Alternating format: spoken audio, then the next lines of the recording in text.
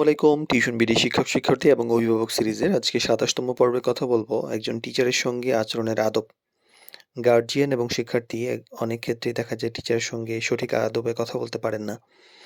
তো হোম টিউশনের ক্ষেত্রে শিক্ষক শুধুমাত্র একজন যে পাঠদাতা তা কিন্তু নন, তিনি একজন শিক্ষার্থীর শেখার পথকে সহজ করে তোলার জন্য গুরুত্বপূর্ণ সহায়ক। তাই একজন টিচারের সঙ্গে শিক্ষার্থী ও গার্জিয়ান দুই পক্ষের সঠিক আচরণ এবং সম্মান দেখানোটা জরুরি। কারণ একটি সুন্দর শেখার পরিবেশ তৈরি হয় তখনই যখন টিচার, গার্জিয়ান এবং শিক্ষার্থী ৩ পক্ষের মধ্যে একটা পারস্পরিক সম্মানবোধ, বোঝাপড়া থাকে। তো দুর্ভাগ্যক্রমে আমাদের এখানে এইটা আ অনেক সময় হয় না।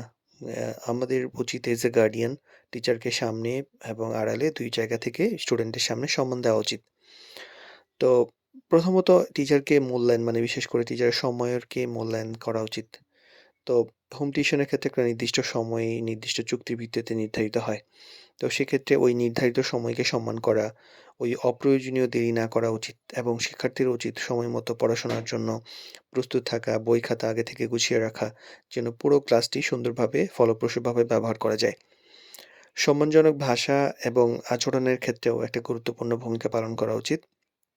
ভদ্রভাবে কথা বলা, মনোযোগ দিয়ে টিচারের কথা শোনা, প্রশ্ন করলে বিনয়ের সাথে করা এবং গার্জিয়ানকেও টিচারের সঙ্গে সম্মানজনকভাবে কথা বলা, তার মতামতকে গুরুত্ব দেওয়া, টিচারকে আ টিচার বা শিক্ষক বা যেকোনো ওয়েতেই হোক টিচার যে আ সম্বোধন করা উচিত যে এইটা যেন স্টুডেন্ট সেটা ফিল করে। শেখার পরিবেশ তৈরি করার ক্ষেত্রে গার্ডিয়ানের একটা বড় ভূমিকা থাকা উচিত। পড়ার সময় অযথা কোনো বাধা সৃষ্টি না করা, টিভি বা অন্য মোবাইলে কোনো অতিরিক্ত শব্দ ব্যবহার না করা, পড়ার একটা নির্দিষ্ট জায়গা এবং সেটা কোলাহলমুক্ত থাকা অনেক বেশি জরুরি।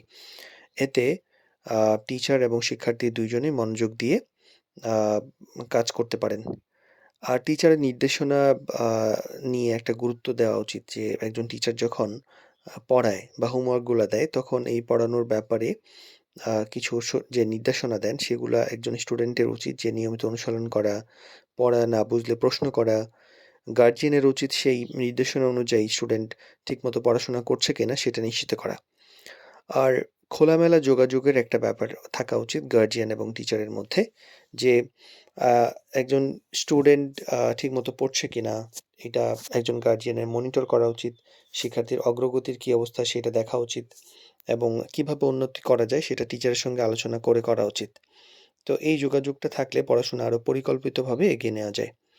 তো হোম টিউশনে একটা সফল শেখার পরিবেশ তৈরি করার জন্য যখন টিচার, গার্ডিয়ান এবং শিক্ষার্থী ৩ পক্ষ একসঙ্গে কাজ করে তখনই এটা বেশি প্রোডাক্টিভ হয় এবং শিক্ষার্থী টিচারকে যখন সম্মান করে, মনোযোগ দিয়ে পড়ে, আবার গার্ডিয়ান যখন টিচারের সময় শ্রমকে মূল্যায়ন করে এবং তাকে ওইভাবে সম্মান করে, তখন টোটাল ব্যাপারটা একটা কম্বাইন্ড হয় এবং সেটা অনেক বেশি কাজে লাগে।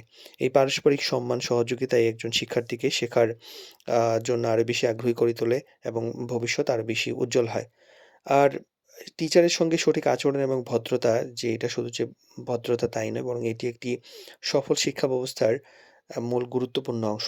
এছাড়া ল অ্যান্ড অর্ডার মেইনটেইন হয় না। এই সম্মানবোধ না থাকলে আসলে শিক্ষাটাই পরিপূর্ণ হয় না।